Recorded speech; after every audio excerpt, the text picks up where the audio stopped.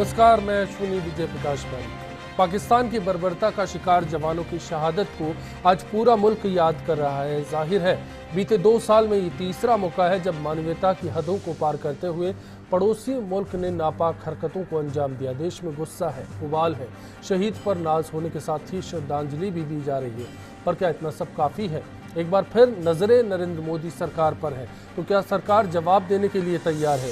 एक शायर कहते हैं कि उम्मीदों का बोझ बढ़ जाना लाजमी है, खाओं का हरा हो जाना लाजमी है, खामोशी का पसर जाना, पर बेचारगी का लाजमी होना अब रास नहीं आता। तो क्या अब धर्म युद्ध की तैयारी है? महाभारत कहती है कि वक्त पर आक्रोश ना होना पाप बन जाता है। तो क्या इस घड़ी में क्या होना चाहिए? बातचीत का सिलसिला जारी रहेगा खास मेहमानों के साथ।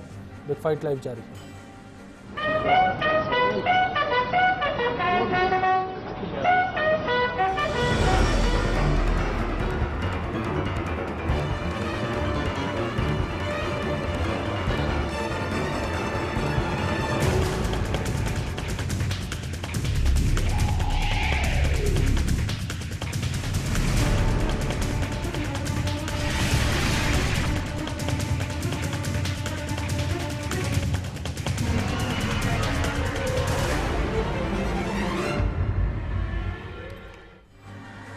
चर्चा के दौर में आगे बढ़े उससे पहले एक रिपोर्ट, किसने क्या कुछ कहा, पहले क्या रहा और अब क्या कुछ हो रहा है।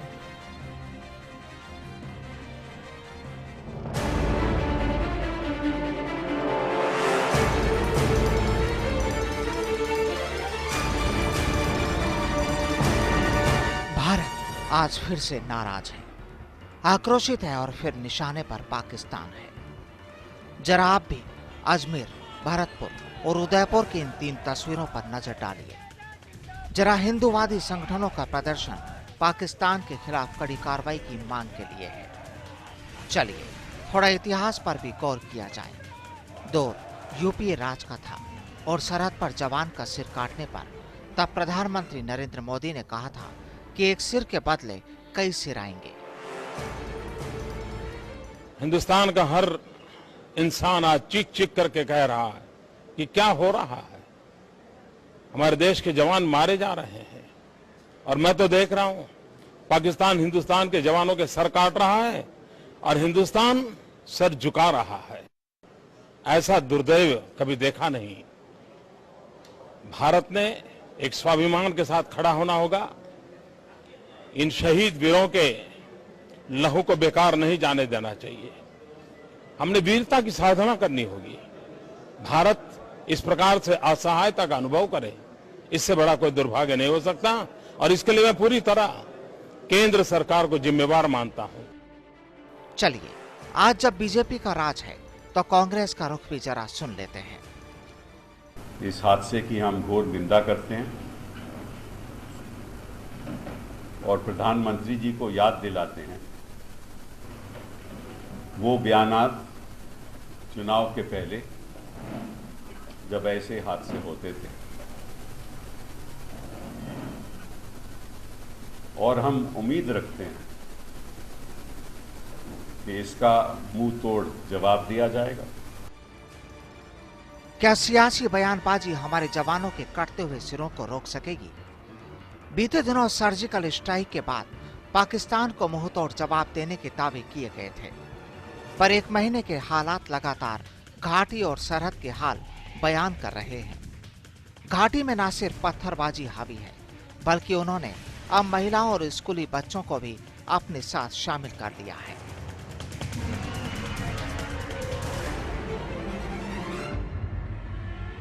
इन हालात के बीच घाटी में बीते दिनों कुपवाड़ा में सेना के कैंप पर हुआ हमला स्थिति और दहशतगर्दों के इरादों को साफ बयां कर रहा है। सोमवार को बैंक की गाड़ी को निशाना बनाकर सुरक्षा कर्मियों को तो मारा ही गया, साथ ही कैश वैन को लूटने की भी कोशिश हुई। जब अंदरूनी मामले से निपटने की कोशिश हो रही थी तो सरहद पर कृष्णा घाटी सेक्टर में 2 भारतीय जवानों के शवों के साथ बर्बरता के मामले में नई बात सामने आई है। बीएसएफ की वेस्टर्न कमांड के एडीजी बीएन चौबे ने बताया कि हमारे जवानों पर हमला करने वाले पाकिस्तानी टीम में मुजाहिदीन भी शामिल थे। उनके 2 एफडीएल अपोजिट साइड से पाकिस्तान की तरफ से और 2 एम्बुश जो उन्होंने लगा रखे थे। चारों ने साइमल्टेनियस फायर शुरू किया और जो बाकी हमारे जवान थे वो उसमें इंगेज थे और इसी फायरिंग के बीच में जो बैट एक्शन होता है, बैट एक्शन का मतलब है कि जो typically it consist of the regular army and मुजाहिदीन्स और दे ट्रेन मिलिटेंट्स।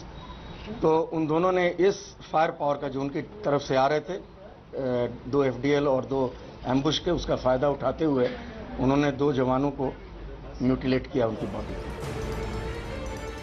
वहीं DGM और लेफ्टिनेंट जनरल AK भट्ट ने पाकिस्तानी डीजीएमओ से सिर्फ सोमवार के हमले को लेकर सीधी बात की, बल्कि ये कहा कि नशंस और अमानवीय हरकत सभ्यता के किसी भी मानक से परे है और इसके लिए पाकिस्तान जिम्मेदार है।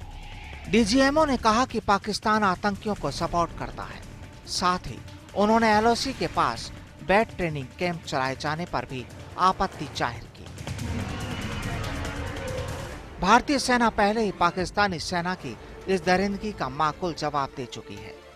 हालांकि पाकिस्तानी सेना ने आधिकारिक तौर पर इस घटना को अंजाम देने की बात स्वीकार नहीं की है। उधर खुफिया रिपोर्ट्स कहती है कि आतंकी कश्मीर में भारतीय सेना को नुकसान पहुंचा सकते हैं। पुलवामा में सेना की रोड ओपनिंग पार्टी को भी निशाना बनाया जा सकता है। साथ ही BSF की पोस्ट्स पर भी हमला करने के साथ हथियार लूटने को नापाक कोशिश भी आतंकी कर सकते हैं।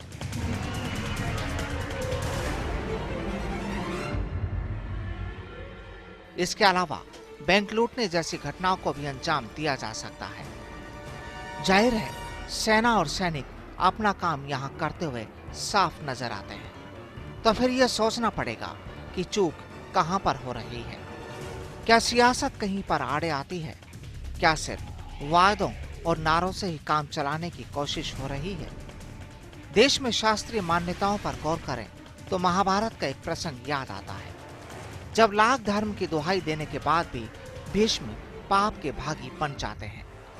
जाहिर है कि सहनशीलता तब पाप बन जाती है जब वह धर्म, मर्यादा और देश को बचा नहीं पाती।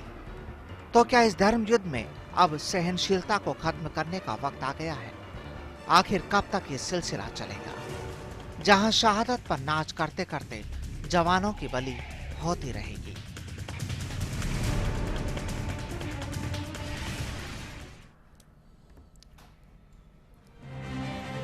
ऐसे हालात के बीच उम्मीदें प्रधानमंत्री से हैं और आज सवाल भी उन्हीं से जुड़ा हुआ है, जिसके बीच जानना चाहते हैं कि क्या PM मोदी पाकिस्तान को करारा जवाब देंगे। firstindianews.com पर आप अपनी राय हम तक पहुंचा सकते हैं। साथ ही फेसबुक या फिर ट्विटर के जरिए भी ये बता सकते हैं कि सवाल पर आपने क्या सोचा। पाकिस्तान के सुरुख को लेकर कई चिंताएं हैं और इन चिंताओं के बीच में सवाल यह है कि शहादत का ये सिलसिला कब तक होगा। देश भर में प्रदर्शन खासतौर पर बजरंग दल और विश्व हिंदू परिषद की तरफ से देखने को मिले।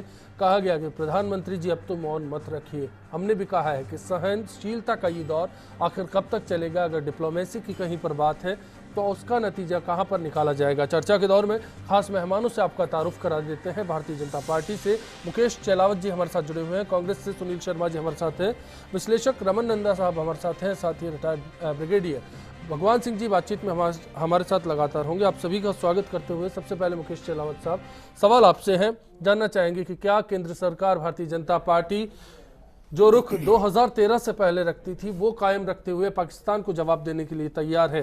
क्या एक और सर्जिकल स्ट्राइक का इंतजार किया जाए? नहीं अश्वनी जी, निश्चित रूप से ये जो हमला हुआ है ये और जो जवानों के साथ में क्रूरता की गई है, ये न केवल जवानों का अपमान है बल्कि ये देश का अपमान है और इसको निश्चित रूप से भारत सरकार बड़ी गंभीरता से ले रही है। लेकिन साथ में हमको ये देखना होगा कि जब जब भी पाकिस्तान आंतरिक संकट के दौर से गुजरता है तब तभी वो भारत की जनता के साथ में और भारतीय सैनिकों के साथ में इस प्रकार का व्यवहार करता है। चाहे कश्मीर में जनता के साथ में जाति करते हैं या सेना के साथ में वो मैदान में ऐसा उनके साथ करते हैं। लेकिन सबसे बड़ी बात ये देखनी होगी अभी जैसे वर्तमान में वहाँ पर प्रधानमंत्री नवाज शरीफ के जो पनामा उसमें कांड में उलझे हुए हैं और सेना से उनके संबंध बिगड़े हुए हैं, तो वो अपने आंतरिक स्थिति को संभालने के लिए भारत के साथ में इस प्रकार की हरकतें करने प्रारंभ कर देते हैं।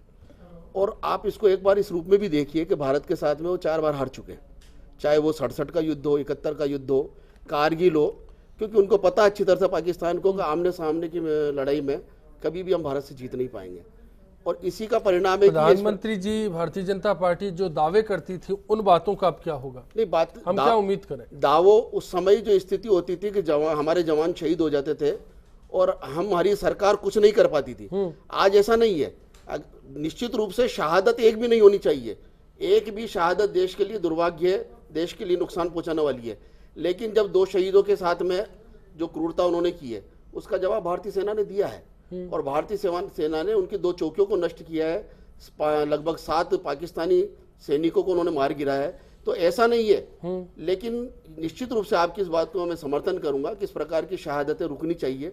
चलिए इतना मानो, मैं सुनील शर्मा साहब आपके पास में आऊँगा। पाकिस्तान ने, बीबीसी के हवाले से खबर है, पाकिस्तान ने कहा है कि अगर हमारे सैनिकों ने बर्बरता की है तो भारत इसका सबूत पेश करे। ऐसे मोर्चे पर भारतीय अगर सरकार की बात की जाए, क्या लगता है मौजूदा स्थिति क्या है? नहीं, देखिए, इस सरकार के पास ना कोई विजन है, कोई योजना, कुछ भी नहीं है, केवल रिटोरिक्स है, केवल जुमलेबाजी है, और ये जुमलेबाजों की सरकार है। पाकिस्तान को ये बहुत बात बखूबी समझ में आ गई है कि इस वक्त जो भारत की सरकार है वो सर्वकालिक सबसे कमजोर प्रधानमंत्री के रूप में नरेंद्र मोदी उभर रहे हैं। सारे पूरे देश को पता है कि नरेंद्र मोदी केवल बोलने वाले प्रधानमंत्री है, कुछ करने वाले प्रधानमंत्री नहीं है। तो सबको जब पता ये लग जाता है, पूरे जब दुनिया को ये पता लग गया कि ये गरजने वाले बादल हैं, बरसने वाले बादल नहीं है, तो जिस पाकिस्तान को हमारी जब हम सत्ता में थे 1948 में हमने बहुत बुरी तरह हराया, 65 में हमने बहुत बुरी तरह हराया, और 71 में तो हमने पाकिस्तान के 1 के 2 टुकड़े कर दिए, मगर फिर भी कभी भी हमने उसकी क्रेडिट लेने की कोशिश नहीं की। सियाचिन के अंदर हमने पाकिस्तान को बहुत बुरी तरह जो स्ट्रेटेजिक प्लेसेस थी वो हमने ऑक्यूपाई की, मगर कभी भी इस ढंग की क्रेडिटबाजी के गेम में हम लोग नहीं पड़े। अब पता लग पाकिस्तान को इस बात को बहुत अच्छी तरह समझ गया, बल्कि सच्ची बात तो यह है कि हम एक बहुत ही विकराल समय की तरफ बढ़ रहे हैं, जब कश्मीर हमसे, हमारे हाथ से निकलने के बिल्कुल वर्ज के ऊपर है। कभी भी ईमानदारी की बात तो यह है, 1932 से ही कभी भी कश्मीर की ये हालतें नहीं रही कि आज सच्ची बात तो है कि आप देखिए बच्चों का जिस ढंग का वहाँ पे दिख रहा है आपको मूवमेंट, जिस ढंग के सेपरेटिस्ट लोग अब सड़क पे, उनका मनोबल इतना ज्यादा बढ़ गया है कि उसकी कल्पना नहीं करिएगा।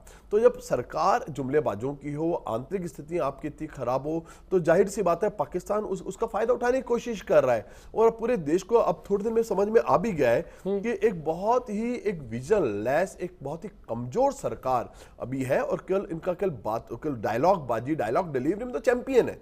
और सही बात भी कल अमित शाह ने बोला भी है कि देश को मौन की जगह सिर्फ एक बोलने वाला प्रधानमंत्री चाहिए था, तो देश को एक बोलने वाला प्रधानमंत्री मिल गया, सिर्फ बोलने वाला एक बार मैं सभी से राउंड अप में आना चाहता हूं और बातचीत का दौर आगे बढ़ाएं, उससे पहले सबका विचार जान लिया जाए। मैं आपसे भी जानना चाहता हूं रमन नंदा साहब, जो फॉरेन पॉलिसी है उसके मुताबिक क्या भारत अभी ठीक से चलता हुआ नजर आता है? जो एक्शन नरेंद्र मोदी साहब विपक्ष में रहते हुए दिखाते, क्या प्रधानमंत्री बनते हुए वो सब चीज़ें उन पर मुफीद नहीं लगती? निश्चित तौर पर जो दोनों वक्ताओं ने बोला, भारतीय जनता पार्टी से कांग्रेस से, दोनों ही दल चैंपियन रहे हैं भाषणों में। भारतीय जनता पार्टी भी अब नज़र आ रहा है और कांग्रेस भी। प्रधानमंत्री मोदी का जो बयान आपने चुनाव पहले का दिखाया था कि सख्त कार्रवाई की जाएगी, तो सख्त कार्रवाई अमूमन हम ये नहीं एक्सपेक्ट करते हैं कि जैसे ही पाकिस्तान ने कुछ किया तो 24 घंटे में हो जानी चाहिए, लेकिन पाकिस्तान की तरफ से इस तरह की गतिविधियां अब कोई नई नहीं है। पिछली बार जब हमने सर्जिकल स्ट्राइक की थी तो उसके बाद भी प्लान्स हमारे इन मोशन होने चाहिए कि यदि पाकिस्तान वैसी कोई कार्रवाई दोबारा करता है तो एकदम से हम रिस्पांस देने की स्थिति में होने चाहिए। हमारे पास कई तरह के विकल्प हमेशा होने चाहिए। और रही बात की कश्मीर समस्या जो है, एक समस्या है यहाँ पर, जैसा कि बीएसएफ के डीजी बोल रहे थे चौबे साहब कि एम्बुश बनाए गए, पूरी तरह से 4 तरफ से घेरा गया, और उसके बाद अब पाकिस्तान कह रहा है कि भारत सबूत दे, लेकिन भारत के पास सबूत मेरा सुनिए निवेदन है कि भारत पाक संबंधों में और जो सीमांत घटनाएं जो होती है इसमें एक एक घटना का अलग अलग विश्लेषण एक तरह से किया जा सकता है, लेकिन उसके आप अंडरकरंट और ट्रेंड को देखो, और जब आप ट्रेंड को देखते हो तो ये जो कश्मीर की समस्या है, ये एक है कि सीमांत इलाका है, मुस्लिम बाहुल इलाका, और पाकिस्तान इस्लाम के नाम पे बना है। तो ये जो स्पेशल स्टेटस पाकिस्तान के पक्ष में कश्मीर का क्रिएट हो गया है कि इसकी डेमोग्राफिक प्रोफाइल चेंज नहीं होगी, इसको जो स्पेशल स्टेटस दिया गया है, तो ये गलती कांग्रेस के समय पर हुई है। और भारतीय जनता पार्टी वाले इसको लेकर आलोचना तो बहुत करते रहे, लेकिन सत्ता में आने के बाद भी 370 के ऊपर कोई ठोस कदम भारतीय जनता पार्टी ने उठाया हो ऐसा नजर नहीं आ रहा। तो जुमलेबाजी मेरी दृष्टि में भारतीय जनता पार्टी और कांग्रेस दोनों की तरफ से निरंतर होती आ रही है, और दोनों को ही इसके ऊपर अपने रवैये के ऊपर इंट्रोस्पेक्शन तो करना ही होगा यदि इस कश्मीर समस्या को सॉल्व करना है। जाहिर है चिंताएं हैं यहाँ पर। ब्रिगेडियर भगवान सिंह जी, आपसे भी जानना चाहते हैं कि सियासी मसला अब ज़्यादा नज़र आता है, लेकिन इस सियासत में जवानों की शहादत जी कहाँ तक ठीक होगी? देखिए, बात यह है कि यहाँ तो ये जो शहादत का सिलसिला है ये रुकता नज़र मुझे नहीं आ रहा है, और जिस तरह की हालात हैं, जिस तरह की प्रेजेंट सरकार की नीति हैं, उससे मेरे को ये बढ़ने की ही गुंजाइश लग रही है, इससे सुलझने का या कम होने का लग नहीं रहा। और जहाँ तक शहादत का सवाल है, जिस घर में एक शहीद हुआ है उसके लिए तो सारी दुनिया लुट गई है। ये देश किसी काम का नहीं, ये सरकार किसी काम की नहीं, ये सिस्टम किसी काम का नहीं है। और दुर्भाग्यपूर्ण आज की परिस्थिति यह है कि शहादत एक फिगर रह गया। हमारे 2 हो गए, उनके 7 हो गए, कल पहले 10 हुए थे, आज ये हो गए, दांतेवाड़ा में 70 हुए, अभी 25 हुए। ये 25, 26 ये एक फिगर बन के रह गया है। लेकिन जिस घर में मातम आया है, वो निकला है, उस घर का स्थिति आप देखिए। तो मैं तो ये कहता हूँ कि ये सिलसिला कब रुकेगा, क्यों नहीं रुकता, रोकना चाहिए, क्या तरीका है इसका रोकने का। यदि सरकारें तरीका नहीं निकाल सकती हैं तो सरकारों को सरकार में रहने का कोई हक नहीं है, क्योंकि इस तरह से शहीद जवान के परिजन चेहरा दिखाने की मांग करते रहे, लेकिन बर्बरता इस किस्म की थी कि आप चेहरा नहीं दिखा सकते। नहीं, देखिए, बात यह है कि यदि सक्षम नहीं है किसी तरह से एक एडवर्सरी से डील करने का, तो कोई तरीका निकालना चाहिए जिस तरीके से आप एडवर्सरी को कंट्रोल कर सकें। एक सवाल उठा इस बीच में, रक्षा मंत्री पूर्णकालिक नहीं है। नहीं, आप ये देखिए, जिस देश का एक रक्षा मंत्री पूर्णकालीन नहीं है और एक टेम्पररी जॉब है उसका, तो एक किस्म से, और दूसरा जिस किस्म का नेशनल सिक्योरिटी एडवाइज़र का सिस्टम आपने यहाँ पे बना रखा है कि एक पुलिस ऑफिसर को आपने नेशनल सिक्योरिटी एडवाइज़र बनाया जिसका एक्सपोजर नहीं है। मैं नहीं कहता वो कॉम्पिटेंट नहीं है, बहुत अच्छा होगा डिप्लोमेसी में और उनके पुलिस सिस्टम में, इंटेलिजेंस में, लेकिन एक जो स्ट्रेटेजिक व्यू है, विजन है, और आपका जो मिलिट्री पावर का जो एक आपका एहसास है, एक्सपीरियंस है, वो एक डिफरेंट सिचुएशन है। आप किसी भी देश का देखिए, पहली बात तो डिफेंस मिनिस्टर भी जो होते हैं, नॉर्मली आप अमेरिका के 15 प्रेसिडेंट मिलिट्री बैकग्राउंड के होते हैं, आज तक हुए हैं। और इनके जो अभी डिफेंस मिनिस्टर देखिए, जो डिफेंस मिनिस्टर है वो एक सेक्टर का आर्मी कमांडर रहा हुआ है। इसी तरह से किसी भी देश के देखिए, जो नेशनल सिक्योरिटी एडवाइज़र हो ही नहीं सकता कि कोई दूसरा हो मिलिट्री के अलावा, क्योंकि ये एक देश के पावर का नेशनल सिक्योरिटी एडवाइजर की एक। आपको लगता है ये जो नीतियां हैं कहीं ना कहीं इनके कारण ये खामियां निकल कर आ रही हैं? ये डायरेक्ट नीति। आप देखिए कश्मीर में जिस किस्म के बेहद सिचुएशन बिगड़ गई है, हाथ से निकल गई है, कंट्रोल करना बहुत मुश्किल होगा। It will take long time to repair the damage which has been caused to this part of our country. ये अपने आदमी हैं, ये अपने बच्चे हैं, इनको आप किस तरह से आप डील करें? या ये कोई दुश्मन थोड़ी है कि आप इनसे बात नहीं करेंगे, इनसे आप कोई डायलॉग नहीं रखेंगे। नंदा साहब, आपका कमेंट लूंगा ब्रेक के। जी, ये जो भगवान जी कह रहे हैं कि ये कोई दुश्मन नहीं जिनसे बात करे। कई बार होता है कि दुश्मन कोई अपने माथे पर दुश्मन लिख के नहीं आता है, और अनडिक्लेयर्ड प्रॉक्सी वॉर हिंदुस्तान के खिलाफ कई सालों से चल रहा है। और इस अनडिक्लेयर्ड वॉर में कोई जो भी भारत में एंट्री करते हैं, जो टेररिस्ट के रूप में करते हैं, वो कोई पाकिस्तान की फौज की यूनिफॉर्म पहन के नहीं आते, ट्रेन वहीं से भगवान सिंह जी की ट्रेडिशनल पाथ को तोड़ा है। आपके नेशनल सिक्योरिटी एडवाइज़र हैं, वो पुलिस बैकग्राउंड से है, आर्मी बैकग्राउंड उनका नहीं है, डिफेंस मिनिस्टर का ना होना सवाल खड़े करता है। ये तो बहुत जायज़ बात है कि डिफेंस मिनिस्टर होना ही चाहिए, और खासकर पे भारत जिस स्ट्रेटेजिक लोकेशन में है, इधर चाइना इधर पाकिस्तान है, तो डिफेंस मिनिस्टर लंबे समय तक ना होना ये तो सही बात नहीं है। डिफेंस मिनिस्टर होना ही चाहिए। लेकिन जो मैं आपका ध्यान आकर्षित करना चाहता हूँ कि भारत पाक संबंधों को लेकर हम लोग भारतीय जनता पार्टी को ब्लेम करते हैं, कांग्रेस को ब्लेम करते हैं, जो मैंने भी किया दोनों। मूल बात देश के अंदर ब्लेम करने की ना ही सिस्टम की है। आपको ये देखना होगा कि आपका पड़ोसी कैसा है, पड़ोसी की मोटिवेशन क्या है। पाकिस्तान का जो गठन हुआ था हिंदुस्तान से नफरत की बुनियाद पे हुआ था, और भारत से जो गलतियां भी हुई हैं, जो मैं कहता हूं कि पंडित नेहरू ने भी गलतियां की हैं, वो सदाशयता की गलतियां हैं, वो किसी पर भरोसा करने की गलतियां हैं कि भारत ने भरोसा किया कि पाकिस्तान हस्तक्षेप नहीं करेगा, लोगों की रायशुमारी होने दो। लेकिन ये कि जिस तरीके से वो घुसपैठ करेंगे पाकिस्तान, जिस तरीके से वो सस्टेन्ड तरीके से हमला करेंगे, यदि अटल बिहारी वाजपेयी ने भी विश्वास किया तो वो सदाशयता का चलिए है विश्वास सवाल है, नीतियों का सिलसिला है लगातार, उस पर बात करेंगे। डिफेंस मिनिस्टर को लेकर बात करना चाहेंगे, पाकिस्तान को कैसे जवाब दिया जाए, सवाल ये भी होगा। एक ब्रेक ले रहे हैं, सुनील जी से वापसी करेंगे ब्रेक के बाद। गवर्नमेंट को एक्शन लेना चाहिए, इतने जवान अपने मर चुके, तो गवर्नमेंट को तुरंत ही इसमें एक्शन लेना चाहिए, कोई ना कोई स्ट्रॉन्ग एक्शन, ताकि जो है उसको सबक मिले। सरकार को चाहिए ना कि वो कोई कदम उठाए, ठोस कदम उठाए, ताकि उसको सबक मिल सके। सरकार कुछ करती नहीं है, थोड़ा बहुत कुछ केक हुआ कर चुप हो जाती है, बस उसके ऊपर ढोल देती है, उसके ऊपर ढोल देती है, और वो अपनी मनमानी करता ही रहता है।